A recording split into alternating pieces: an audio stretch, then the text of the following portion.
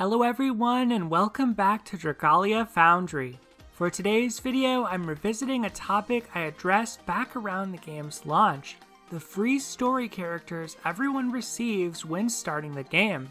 With Dragalia Lost coming to Canada, Australia, and the UK later this year, plus a catch-up event taking place right now within the game, I expect a lot of new players to be diving in. There's also a brand new event type starting this week, story events, with Valentine's Confections being the first one. Thinking about this new story event is what got me thinking more about the free story characters. One thing that sets Dragalia Lost apart from other gachas is that the free units received from the story and raid events, often called welfare or poverty units, are quite useful for a variety of content. For most quests in the game, these characters do a good job of rounding out your elemental teams until you summon more adventurers from the gacha pool. There's also no PvP, meaning limited pressure to use stronger 5-star and 4-star characters. Even 3-star adventurers can be very useful in many situations. Free characters from events and the story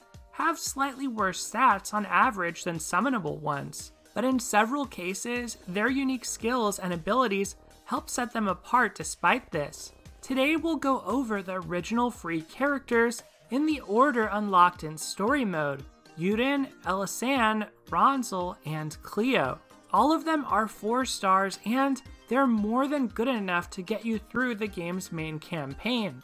I wouldn't suggest promoting any of them to 5-star unless they're your waifu or husbando, or you have an eye on the endgame, high dragon trials, and have a very specific plan to take those adventurers there. First up, Euden. Euden, the game's protagonist, is a flame element swordsman. There's a lot to like about Euden's skill and ability kit.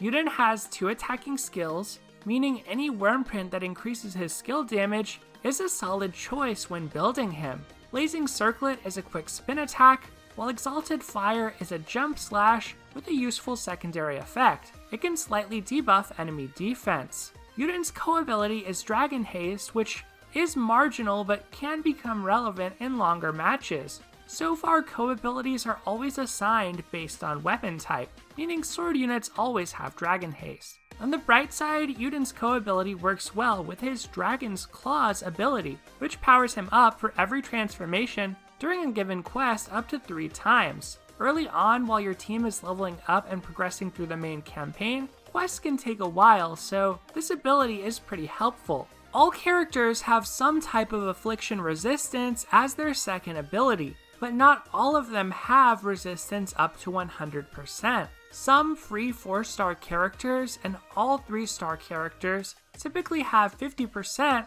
with an additional 25% as their third ability. In this sense, Euden's affliction resistance is really solid. While it's best to try dodge attacks that inflict status conditions, this isn't always possible for endgame content. Finally, Euden's last ability is unique. It boosts player EXP intake. Player level dictates what facilities you can build and how much you can level them up. Every level up also grants 50 Wormite, refills your stamina and wings, and expands your max stamina and friendless size. This works so long as Euden is anywhere on your team, even when you only bring one character into co-op, and it really adds up over time. The Greatest Gift Wormprint grants the same base effect, but it was a limited time holiday gift. If promoted to a 5-star, Euden grants 15% extra player EXP per quest instead of 10%. 5 months after the launch of Dragalia Lost, I still use Euden on almost every daily and event quest I do for this reason. Euden's one big flaw is that his stats are lower than most other adventurers in his rarity class or above. As an attacker, his strength isn't too bad, but Euden's HP is poor. Although his stun res of 100% helps, Euden's low HP makes it hard to bring him to high Midgard Stormer, since it begins with an unavoidable attack that serves as an HP check.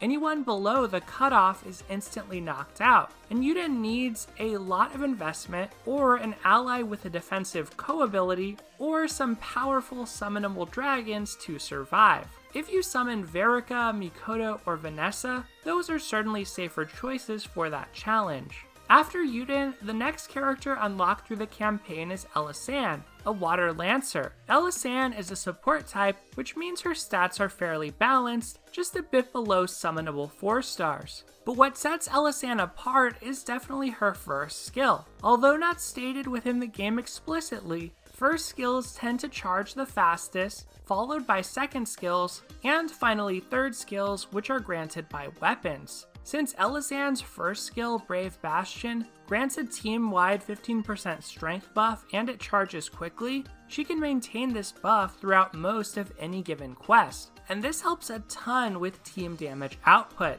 Combined with Elisanne's buff time ability, her Brave Bastion skill will last for around 18 or 19 seconds per use. By the time the strength buff expires, Elisanne will already or soon be ready to cast it again. Whether in player hands or under the control of the AI, this is a powerful effect. Once Elisanne is promoted to a 5-star, the size of this buff even bumps up to 20%. I like Wyrmprints with skill prep or skill haste for Elisanne to allow her to begin and to continue casting Brave Bastion as soon as possible. Elisanne's second skill, Hallowed Waters, is less noteworthy, although still useful. It allows her to jump to and damage a crowd of enemies. The jump animation can dodge some enemy attacks. Her HP co-ability is also decent. At a minimum, the effects are more visible than with Euden's Dragon Haste. Where Elisanne suffers, then, is in her final 2 abilities.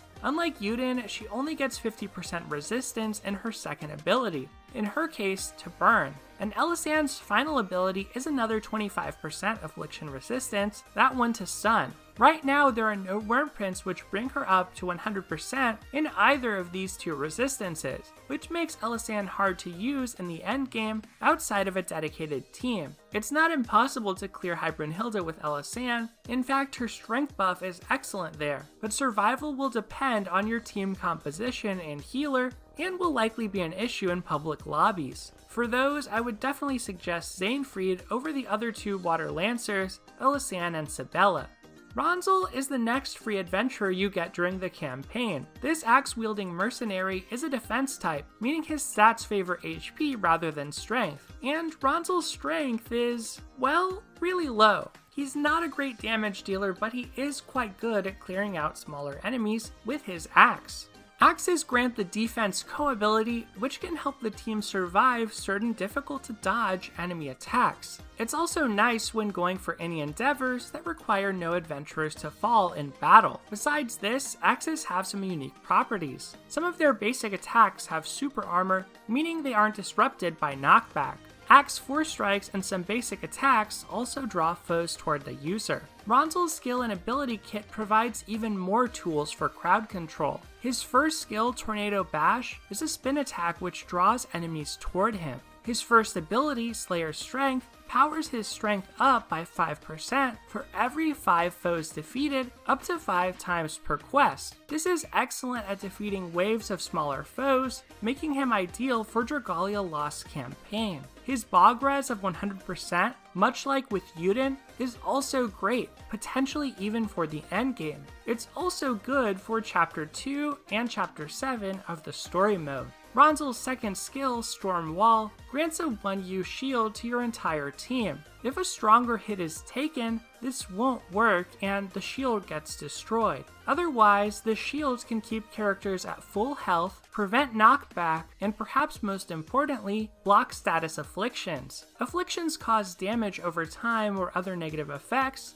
they reset energy levels, and they prevent dragon transformation. Ranzal's final ability, Last Defense, grants a 50% defense boost once his HP falls to 30% or below. Both Stormwall and Last Defense further Ranzal's game plan of outlasting waves of enemies, and they may have applications within the future endgame, since no current high trials favor wind adventurers. Despite this, Ranzal has beaten High Midgard Sormer, and will likely be reasonable versus High Mercury. Ultimately, Ranzal excels at dealing with mobs of fiends, but he suffers slightly during quests which just boil down to a boss fight. Without many foes to pick off, his Slayer's Strength ability becomes irrelevant. The other 2 wind axes in the game are much more offense focused. For instance, Johanna has 2 attacking skills, And Lin Yu most of all gives Ranzal competition, since she is a 5-star with 100% Bog Res. Nevertheless, outside of her, Ranzal is a very solid character for gauntlet-style maps and challenges. The fourth free character you get by playing Dragalia Lost story is Cleo, a Shadow Element healer. Right now, all healer class units in Dragalia Lost use staves. While staff damage output is low, its co-ability is for extra recovery potency, a key variable in the healing formula which allows for more HP restored. Healing also takes around 65% of user HP and 20% of their strength, and thankfully, Cleo has solid HP. Cleo's skills and abilities don't let her down either. Her first skill, Elder Cure, can remove paralysis, and it heals for a standard amount. Her second skill, Ancient Aegis, buffs team defense. This is a little worse than a healing skill in general, since the amount healed can scale up, whereas this is static, and there's no effect on teammates who don't get hit, unlike with a strength buff. Still, there are contexts, especially in the endgame, where defense buffs are golden to mitigate damage from unavoidable hits. Cleo's abilities are also respectable. Her resistance is to paralysis, and it hits 100% once upgraded. If the trend continues with the game's current endgame trials, it's likely that High Jupiter will inflict paralysis once released. Besides her resistance, Cleo also gets up to 75% skill prep. Several Wormprints provide up to 25% more, meaning she can activate her skills right away if geared up properly. This enables some niche strategies, but more broadly is also nice just so she has immediate access to a heal and a defense buff. Otherwise, any Wormprint which increases her recovery potency, or Dragon who boosts her HP is good. Once promoted, Cleo gains a third and final ability which boosts her defense so long as her HP is above 70%. This is a pretty useful ability on a healer who shouldn't have much trouble staying healthy. It's also worth pointing out that as a Shadow Element healer, Cleo is fairly rare, and Shadow and Light allies in Dragalia Lost have no elemental weaknesses. This means she can be used for all types of quests easily. The one slight knock against her is there isn't yet an outstanding Shadow Dragon who boosts purely HP. Ultimately, Cleo remains a standout among the free story adventurers. Whereas all of the other story characters can be brought to the endgame with significant investment and specific team compositions, Cleo seems likely to be a staple. We still don't know that for sure, since the only current endgame maps are High Midgard Stormer and High Brunhilde, but even outside of that context, Cleo is a fine all-use healer. And, well, those are all of the free story characters available to everyone who plays Dragalia Lost. Thank you so much for watching. What do you think of Euden, Elisanne, Ranzal, and Cleo? Let me know in the comments below. Otherwise, take care everyone, and I'll see you next time. What? I forgot someone? You're saying you unlock someone named Luca in Chapter 2 of the game's story? He doesn't ring a bell. You would think he'd showed up in side stories and events if that were really true. But since you insist, let's take a look at him nonetheless. Luca, like the other characters we've seen, is a 4-star adventurer with slightly lower stats than most 4-stars. He's a light archer with fairly balanced HP and strength, meaning just like Cleo, he's a ranged unit. Ranged units in Dragalia Lost benefit from their reach, but also have lower defense than close-range fighters. The easiest way to put it is that their defense stat is 8, while melee characters have a base defense of 10. Ranged characters like archers also do slightly less damage when firing at close range than at long range. The archer co-ability of Skill Haste increases the rate skill gauges fill up for your entire team. It's not bad for characters with quick-to-charge skills, but outside of the wiki, skill charge rates are something you'd only learn through trial and error in-game. On average though, this co-ability is probably fairly marginal. Bow 4 strikes are also a bit underwhelming. They're hard to aim since there is a delay before the arrows are let loose, but their long range does allow them to hit when certain other classes cannot. Returning to Luca in particular though, here are the positives. Luca has 2 attacking skills, the first of which can paralyze enemies. This means, as with Euden, the simple skill damage Wyrmprint works wonders for Luca. On top of this, Luca's first ability is very powerful. Once upgraded, it provides Luca 13% extra strength when he's at full HP. For comparison, Lily, a 5-star character, has a similar ability which grants plus 15% instead. So Luca isn't too far off the mark in terms of raw power level. His light element, much like Cleo's shadow, is also a positive. The problem then is that full HP is tough to maintain. For an adventurer like Lily with 100% skill prep, plus close and long range AoE moves, it's a bit easier, but navigating away from mobs as Luca is hard. When coupled with the fact that Luca's resistances are similar to Elisanne's, split into a 50% one and a 25% one, in his case to curse and to poison, it makes him a very difficult character to recommend. A perfect Luca player could probably accomplish some amazing feats, but as of now, I feel like for the average player, Luca is sadly a bench warmer. He'll be okay to round out your light team, but I don't expect to see him taking on any endgame content for the foreseeable future. He may work against Hyde Zodiark once it's released, but there are many other powerful light adventurers with 100% curse res. Perhaps his partial dual resistances will help against the upcoming Void battles, but that also remains to be seen. Alright, and now that really does it for this video. I want to reiterate that for whatever small criticisms I may have had, all of these characters are workable for most of the content in this game. When I first played through the story mode, I didn't do any summoning until I had beaten the entire thing. With Dragalia frequently giving out more free units besides these, it's possible to progress very far no matter what you do or do not pull from the summoning pool. In many instances, these starting characters can even take on the hardest content in the game, with the right teammates to back them up, of course. So for the second time, thank you once again for watching, take care everyone, and I'll see you next time.